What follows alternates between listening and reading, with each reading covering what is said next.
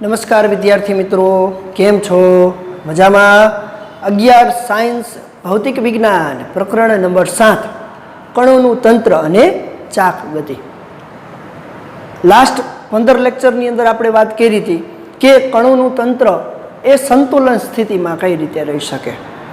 સંતુલન એટલે શું? કણોનું તંત્રનું અથવા તો દ્રઢ પદાર્થનું સંતુલન એટલે શું એની આપણે ચર્ચા કરી કે જ્યારે પદાર્થ પર લાગતું પરિણામી બાહ્ય બળ શૂન્ય હોય, પદાર્થ પર લાગતું પરિણામી બાહ્ય બળ શૂન્ય હોય તો પદાર્થ સ્થાનાંતરીય સંતુલનમાં છે એવું કહેવાય. પદાર્થ પર લાગતું પરિણામી બાહ્ય ટોર્ક શૂન્ય હોય તો પદાર્થ એ ચાકગતીય સંતુલનમાં છે એવું કહેવાય. પછી આપણે વાત કરી હતી કે આપેલ પદાર્થ છે એ આંશિક સંતુલનમાં કઈ રીતે હોઈ શકે. તો આ બધા ચર્ચાની અંદર આપણે આજે જોવું છે કે પદાર્થનું બળ યુગ્મ એટલે શું. તો બળ યુગ્મ એટલે શું આપણે ઉદાહરણ દ્વારા સમજવાનું છે.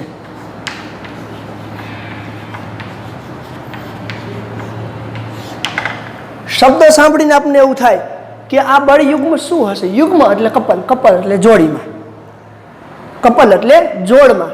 તો બળ યુગ્મ એટલે શું? તો કે કોઈ એક પદાર્થની કાર્યરેખા છે, એ કાર્યરેખા એ બળની અલગ અલગ કાર્યરેખા ઉપર લાગતા હોય બળ, એની રેખા પર એ અલગ અલગ બિંદુએ પરંતુ આ રીતે વિરુદ્ધ દિશામાં લાગતા હોય તો આપણે એવું કહી શકીએ કે આપેલ પદાર્થ ઉપર લાગતા આ બળો એ પદાર્થની અલગ અલગ કાર્યરેખા ઉપર લાગે તો એ પદાર્થ ચાકગતીય સંતુલનમાં ન હોઈ શકે પરંતુ સ્થાનાંતરીય સંતુલનમાં હોય.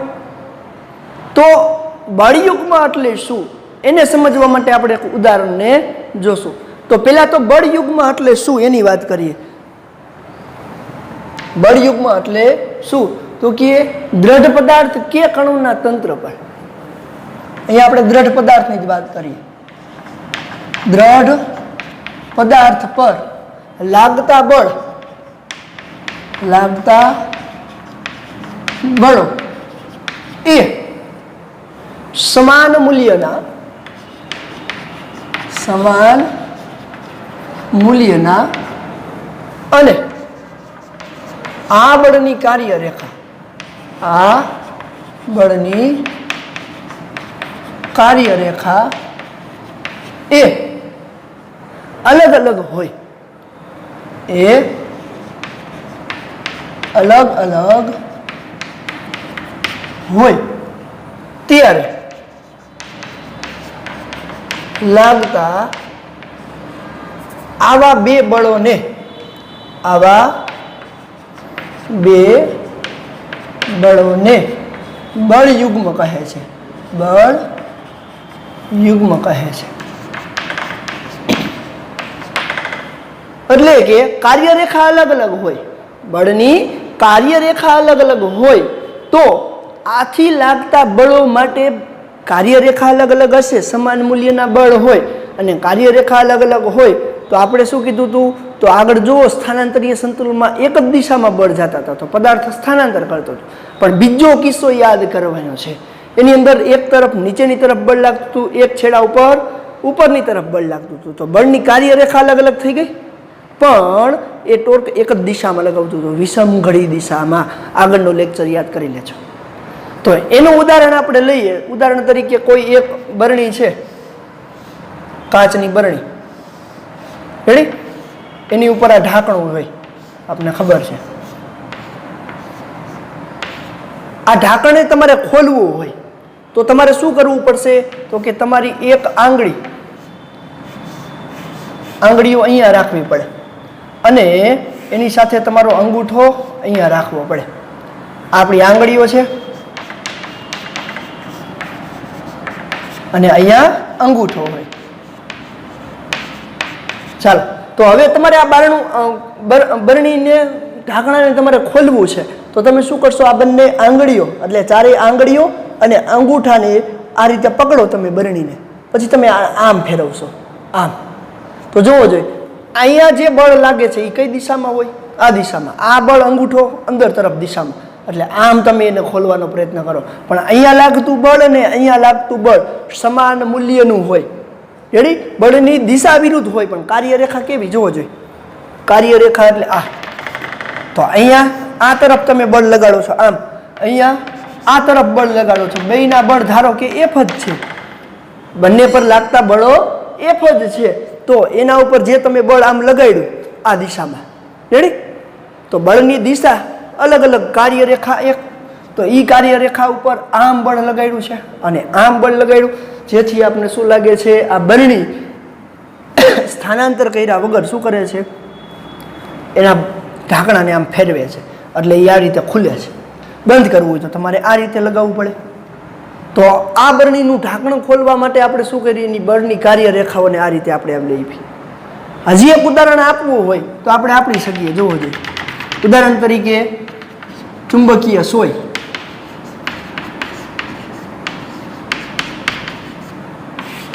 હવે આ ચુંબકીય સોય એટલે શું? તો કે હોકાયંત્ર. રેડી? હોકાયંત્ર શું કરે છે? દિશા સૂચક તરીકે વપરાય છે. તો કે પૃથ્વીના ચુંબકીય ક્ષેત્રના ઉત્તર અને દક્ષિણ ધ્રુવ સાથે આ ચુંબકીય સોયનો ઉત્તર ધ્રુવ અને દક્ષિણ ધ્રુવ ગોઠવાય. તો આપને ખબર છે, ઉદાહરણ તરીકે આ પૃથ્વી છે, ચાલે વ્યવસ્થિત એને સમજીએ. તો એના ઉપર કેવી રીતે આ ટોર્ક એટલે કે બળ યુગ્મ લાગે છે? બળ યુગ્મ એટલે કે ટોર્કની ચાક, બળની ચાક માત્રા લાગે છે. ઉદાહરણ તરીકે આ પૃથ્વી છે, આ પૃથ્વીનો ઈસ્ટ, વેસ્ટ, પૂર્વ, પશ્ચિમ, નોર્થ અને સાઉથ છે. હવે ઉદાહરણ તરીકે કોઈ એક હોકાયંત્ર એટલે કે ચુંબકીય સોયને તમે અહીંયા મૂકો છો. ચુંબકીય સોયને જેવી મૂકશો ત્યારે તરત જ એ ચુંબકીય સોયનો નોર્થ ધ્રુવ એટલે કે દક્ષિણ ધ્રુવ N એ પૃથ્વીના ચુંબકીય ક્ષેત્રના N સાથે અને એસ ધ્રુવ એ પૃથ્વીના ચુંબકીય ધ્રુવના એસ ધ્રુવ સાથે આ રીતે ગોઠવાઈ જશે. આ રીતે ગોઠવાઈ જશે. જો એ N સાથે N અને S સાથે S માં ગોઠવાયેલો હોય તો બળની કાર્યરેખા જોવો જોઈએ સમાન મૂલ્યની વિરુદ્ધ દિશામાં એવા સમયે તમને દેખાય. પરંતુ જ્યારે એને આમ તમે ફેરવશો, એને તમે આમ ફેરવશો ત્યારે N અને S ધ્રુવ ઉપર બળ યુગ્મ લાગશે. ઉદાહરણ તરીકે અહીંયા નીચે આકૃતિ દોરું. ધારો કે તમે એને N અને S ધ્રુવને આવી રીતે મૂકવાનો પ્રયત્ન કર્યો. આ N ધ્રુવ છે, આ S ધ્રુવ છે. તમે એને આવી રીતે મૂકવાનો પ્રયત્ન કર્યો તો એના ઉપર N ધ્રુવ ઉપર ચુંબકીય N ધ્રુવ ઉપર આ તરફ F બળ લાગશે અને S ધ્રુવ ઉપર આ તરફ બળ લાગશે. એટલે કે સમાન મૂલ્યના અને આ રીતે વિરુદ્ધ દિશામાં બળ યુગ્મ લાગે છે, જેથી એ ફરી અને પાછું કઈ ધ્રુવમાં ગોઠવાઈ જાય છે? NS ધ્રુવમાં ગોઠવાઈ જાય છે. તો આ રીતે હોકાયંત્ર કે ચુંબકીય સોયને પૃથ્વીના ચુંબકીય ઉત્તર ધ્રુવ સાથે એનો ઉત્તર ધ્રુવ ગોઠવાય છે અને એના દક્ષિણ ધ્રુવ સાથે પૃથ્વીના ચુંબકીય ધ્રુવના સાથે દક્ષિણ ધ્રુવ ગોઠવાય છે. તો આ રીતે પદાર્થ પર શું લાગે છે? ચુંબકીય સોય ઉપર શું લાગે છે? બળ યુગ્મ લાગવાથી એ પૃથ્વીના ચુંબકીય ઉત્તર ધ્રુવ સાથે ચુંબકીય સોયનો ઉત્તર ધ્રુવ અને પૃથ્વીના ચુંબકીય દક્ષિણ ધ્રુવ સાથે ચુંબકીય સોયનો દક્ષિણ ધ્રુવ બળ યુગ્મના કારણે આ રીતે ગોઠવાઈ જાય છે.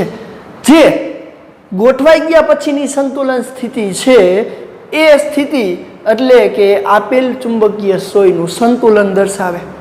તો આગળ જે પોર્શન ભણ્યો હતો એની અંદર જે ઉદાહરણ બાકી હતા, બે ઉદાહરણ આપણે લેવાના હતા કે બળ યુગ્મ એટલે શું? તો કે પદાર્થ પર લાગતા સમાન મૂલ્યના અને વિરુદ્ધ દિશામાં અલગ અલગ કાર્યરેખા ઉપર, અલગ અલગ બિંદુ ઉપર. જો અહીંયા તો આ એક જ કાર્યરેખા થઈ ને સીધી, પણ અહીંયા જે કાર્યરેખા છે એમાં બળ આ દિશામાં લાગે, અહીંયા આ લેખ.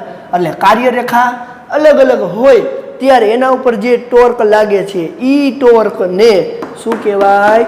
બળ યુગ્મ કહે છે. તો આ છે આપણું બળ યુગ્મ. એટલે શું? એકદમ સહેલું છે. કોઈ પણ વસ્તુ ઉપર સમાન મૂલ્યના વિરુદ્ધ દિશામાં આમ બળ લગાડવામાં આવે એ દરમિયાન લાગતા બળને શું કહેવાય? એનું બળ યુગ્મ. બે બળની જોડ જ હાજર હોય તો જ આવું થઈ શકે છે. એટલા માટે યુગ્મ એવો શબ્દ વાપરવામાં આવે છે. તો આ છે આગળના પોર્શન માટે જે પદાર્થનું સંતુલન હતું એ પદાર્થના સંતુલન માટેના આ એના ઉદાહરણો. એટલે કે બળ યુગ્મ એટલે શું? ચાલો જોઈ લેજો. આ પ્રશ્નના જવાબ છે એ તમારે ટેક્સ્ટ બુકમાંથી લખવાના છે. ટેક્સ્ટ બુકમાં એકદમ વ્યવસ્થિત આપ્યું છે. અત્યારે મેં તમને ખાલી આકૃતિ દોરી અને સમજાવ્યું છે. ટેક્સ્ટ બુકની અંદર તમને આ બંને પ્રશ્નો એટલે કે બળયુગ્મ એટલે શું અને એના આ બંને ઉદાહરણોની સમજૂતી તમને આપેલી છે. એટલે આ પ્રશ્ન છે એ તમારે ટેક્સ્ટ બુકમાંથી લખવાનો છે. ચાલો હવે આપણે નેક્સ્ટ પ્રશ્નની વાત કરવી છે. ચાક માત્રાના સિદ્ધાંત.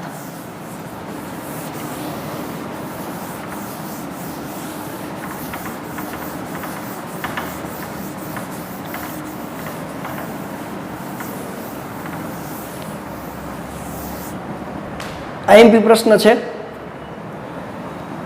ચાક માત્રાનો સિદ્ધાંત.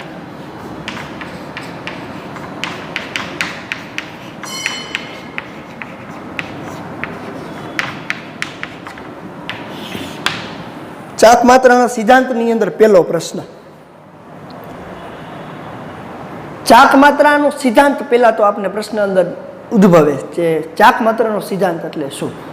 તો આપણે કોઈ પણ વસ્તુને સંતુલન પરિસ્થિતિમાં લઈ આવવા માટે એના પર લાગતું જે પરિણામી ટોર્ક અને પરિણામી સ્થાનાંતર એટલે કે બળ જે શૂન્ય કરીએ છીએ એ દરમિયાન જે કાંઈ પણ પરિસ્થિતિ છે એ જગ્યાએ જે સિદ્ધાંત લગાવવો છે.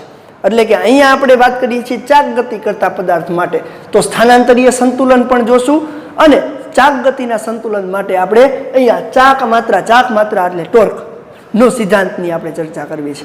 તો 3 માર્ક્સની અંદર પ્રશ્ન પૂછાઈ શકે એવો પ્રશ્ન છે. ઉચ્ચાલન એટલે શું અથવા તો ચાક માત્રાના સિદ્ધાંત માટે ઉચ્ચાલન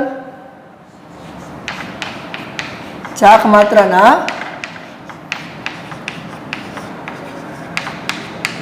સિદ્ધાંત માટે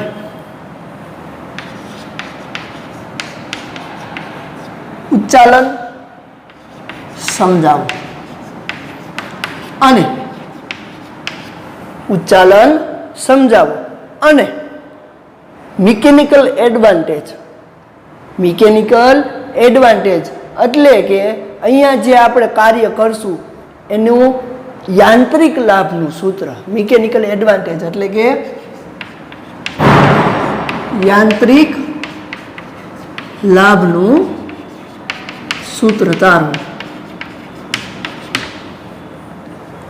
ખાસ જોજો ઉચ્ચાલન સમજાવવાનું છે અને એના યાંત્રિક લાભનું સૂત્ર આપણે તારવવાનું છે. એકદમ સહેલું છે. રૂટીન લાઈફની અંદર આવા ઘણા બધા કિસ્સા તમે જોયેલા હશે એના માટેનું છે. હવે ઉચ્ચાલન એટલે શું એની વાત કરીએ કે કોઈ પણ એક સળીઓ લઈ જેનું દ્રવ્યમાન એ અવગણી શકાય એટલું હોઈ શકે. હવે આ સળિયાને તમે 2 રીતે લટકાવી શકો. તો તમને પ્રશ્ન એવો થાય કે 2 રીતે કઈ રીતે? એક તો એના અહીંયા દોરી બાંધી અને આમ લટકાવી શકો તમે, અથવા તો આ સળિયાને તમે કોઈ એક છરીધારથી એટલે કે એક અણીદાર એવા કોઈ પણ નીચે પદાર્થ રાખી અને તમે એને કિલકિત કરી શકો. કિલકિત કરવું એટલે પણ લટકાવવું જ થાય. કિલકિત કરવું એટલે લટકાવવું જ થાય. તો આ એની છરીધારને કે વડે દર્શાવાય. નાઇફ એજ ઇંગ્લિશમાં નાઇફ એજ કે. તો જોવો જોઈએ ઉચ્ચાલન એટલે શું એનો સમજવાનો પ્રયત્ન કરીએ છીએ. તો છરીધાર ઉપર કોઈ એક સળિયાને કિલકિત કર્યો છે. આ સળિયાની આ છરીધાર કે થી ધારો કે આ છેડો એ છે અને આ બી છે.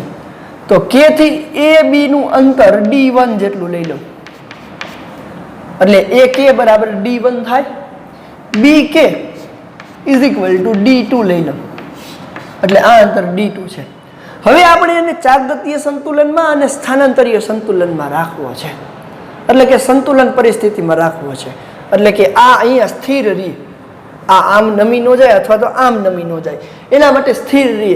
તો આપણે અહીંયા એ છેડા ઉપર લાગતું બળ F1 નીચેની તરફ લાગે અને બી છેડા ઉપર લાગતું બળ પણ નીચેની તરફ લાગશે F2. તો F1 અને F2 બંને બળો એટલા લાગે કે જેથી અહીંયા છરીધાર પર લાગતું ઉપરની તરફ લાગતું લંબ પ્રતિક્રિયા બળ R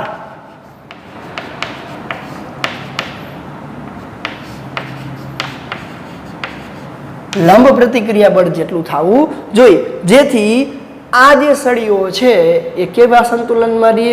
ચાકગતીય સંતુલનમાં અને કેવા સંતુલનમાં? સ્થાનાંતરીય સંતુલનમાં રહે. તો પહેલા તો આપણે વાત કરીએ ઉચ્ચાલન. તો અહીંયા જોજો આપણે શું કર્યું? આકૃતિમાં દર્શાવ્યા પ્રમાણે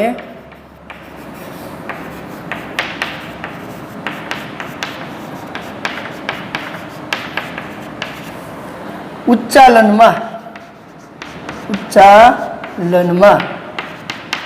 કોઈ દળ રહિત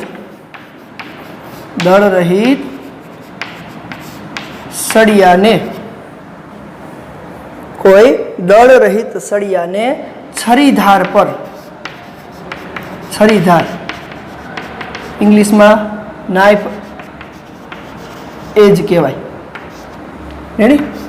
છરીધાર પર કિલકિત કરેલો છે.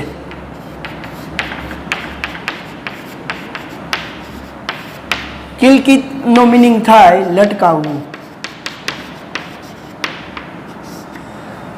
હવે યાદ કરો કે કિલકિત કરવું એટલે શું? ઉદાહરણ તરીકે આ સળીઓ છે, સળિયાને નીચે આમ છરીધાર ઉપર આમ લટકાવી શકીએ એમ સંતુલન પરિસ્થિતિની અંદર, રેડી? અથવા બીજી રીતે લટકાવવું હોય તો આમ દોરી બાંધીને આમ લટકાવી શકીએ.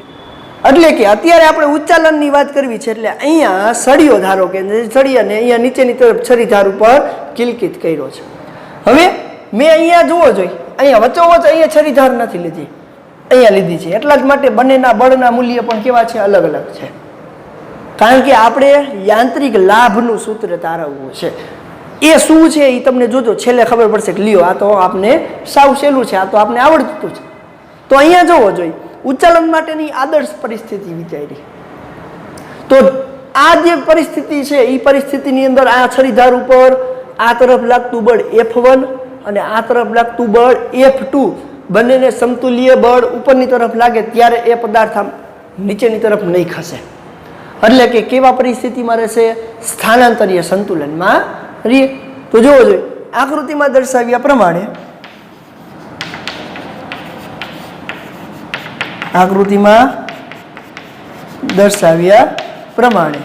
જોવો જોઈએ શું આપ્યું છે આકૃતિમાં? તો કે છરીધાર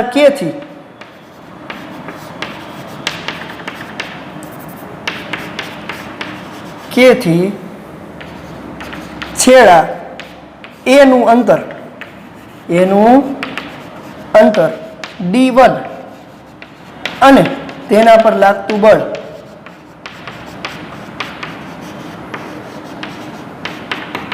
F1 છે. આ જ રીતે કે થી બી નું અંતર કેટલું છે? D2 અને તે છેડા પર લાગતું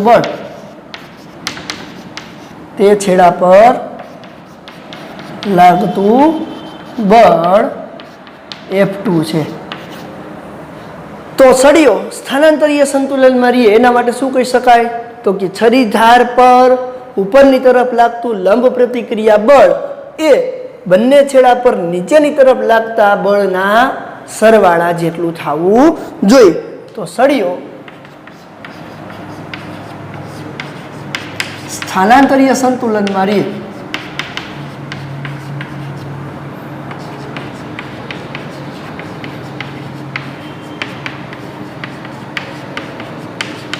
તે માટે છરીધારથી ઉપરની તરફ લાગતું લંબ પ્રતિક્રિયા બળ એટલે કે લંબ પ્રતિક્રિયા બળ R = F1 + F2 થવું જોઈએ. અને આ બાજુ લઈ લો તો આમ લખી શકાય, માટે R - F1 - F2 = 0. તો અહીં કહી શકાય કે અહીંયા બે માઇનસ શું કામ લીધા? R ને શું કામ માઇનસ નો લીધો? તો અહીંયા હું સમીકરણ 1 આને આપી દઉં અને કહી શકું કે અહીં F1 અને F2 અધો દિશામાં હોવાથી, અધો એટલે નીચેની તરફ, હોવાથી ઋણ લીધેલ છે. હાલો, સ્થાનાંતરીય સંતુલનમાં છે એવું આપણે કહી દીધું. હવે એને ચાકગતીય સંતુલનમાં લઈ આવવાનું છે. તો જોવો જોઈએ, F1 નીચેની તરફ લાગે એની બળની ચાક માત્રા આ દિશામાં હોય છરીધારથી, અને F2 આ દિશામાં લાગે છે તો D2 F2 એની ચાક માત્રા આ દિશામાં હોય. યાદ ખાસ જોજો. તો આ આપણું τ1 થાય, આ આપણું τ2. તો D1 જેટલા ડિસ્ટન્સથી F1 જેટલું બળ લાગે, D1 cross F1 sine theta sign 90, જો 90 અંશનો ખૂણો બને τ1 મળે. એવી જ રીતે D2 ક્રોસ F2. તો જોવો જોઈએ, આ વિષમઘડી દિશામાં, આ સમઘડી દિશામાં. આમ કરો તો આ જો ઘડિયાળની વિરુદ્ધ દિશામાં એટલે વિષમઘડી દિશામાં, આ ઘડિયાળ જે દિશામાં ફરે એ જ દિશામાં એટલે સમઘડી દિશામાં. તો ચાલો, આકૃતિ પરથી સળિયો ચાકગતીય સંતુલનમાં રહે તે માટે આકૃતિ પરથી સળિયો ચાકગતિ સંતુલનમાં રહે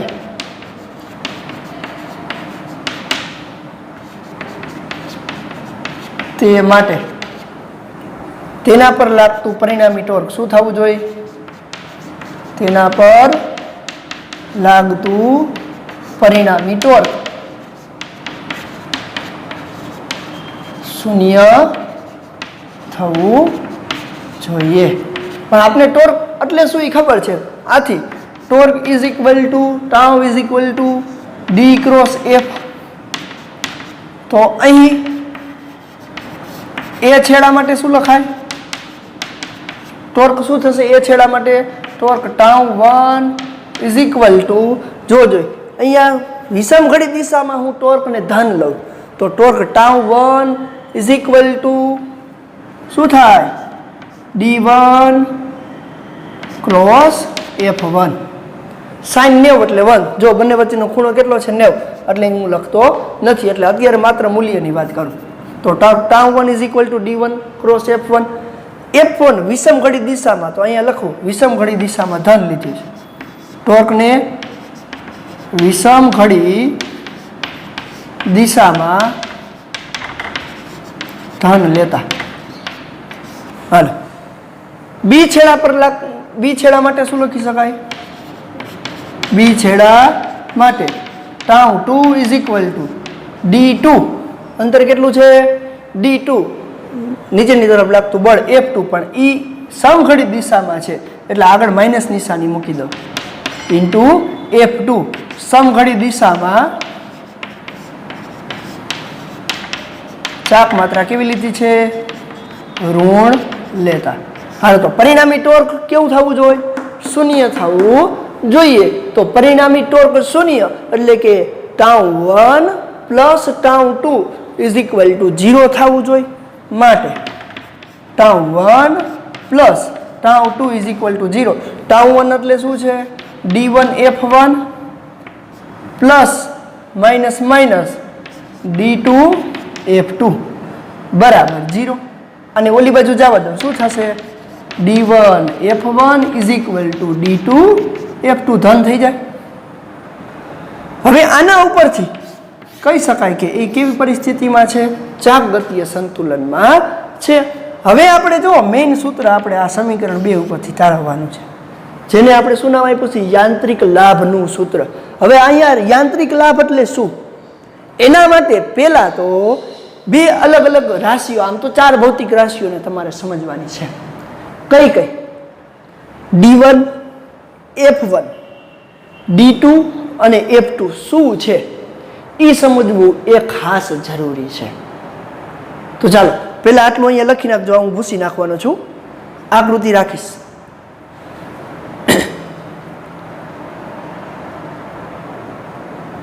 તો તમે જોવો જોઈએ અહીંયા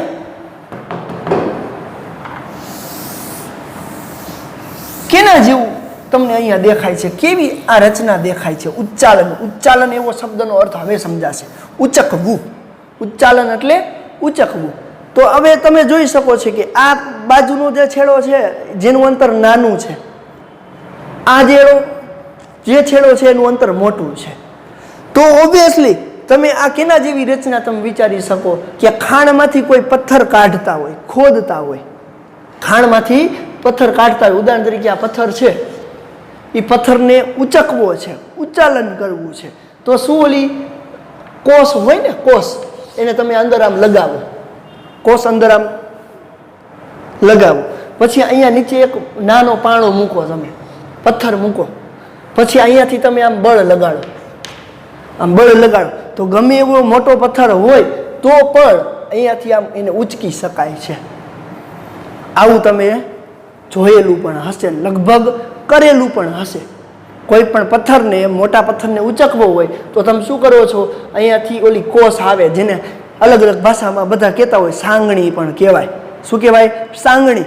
એના દ્વારા તમે આને આમ લગાવો, પછી આ નીચે નાનો એવો પથ્થર મૂકો, કારણ કે તમે એના ઉપર બળ લગાડી શકો. તો જોવો જોઈએ, અહીંયા તમે જ્યાં બળ લગાડો છો એ બળ આપણા માટે અત્યારે F2 થઈ ગયું.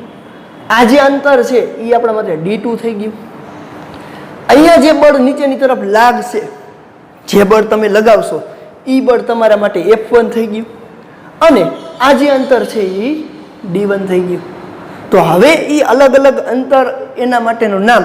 તો અહીંયા શું છે જુઓ તો, ભાર છે ને, ભાર એટલે વજન.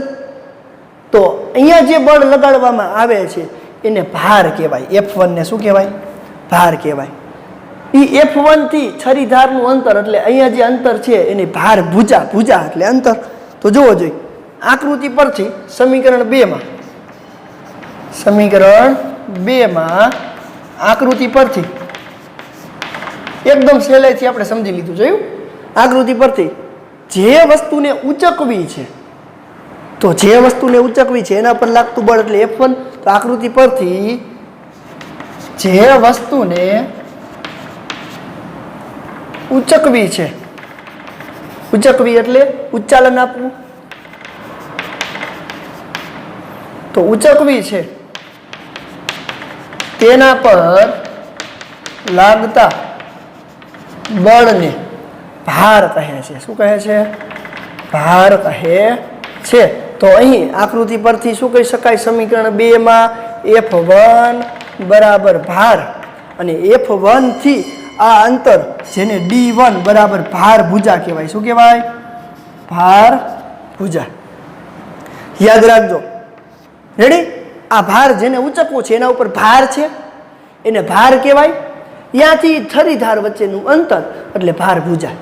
તો હવે સામે શું કર્યું? અહીંયા તમે શું કર્યો? પ્રયત્ન કર્યો ને, આ તરફ તમે બળ લગાડી અને એને ઉચકવાનો પ્રયત્ન કર્યો. તો આ જે બળ છે એને પ્રયાસ કહેવાય. પ્રયાસ.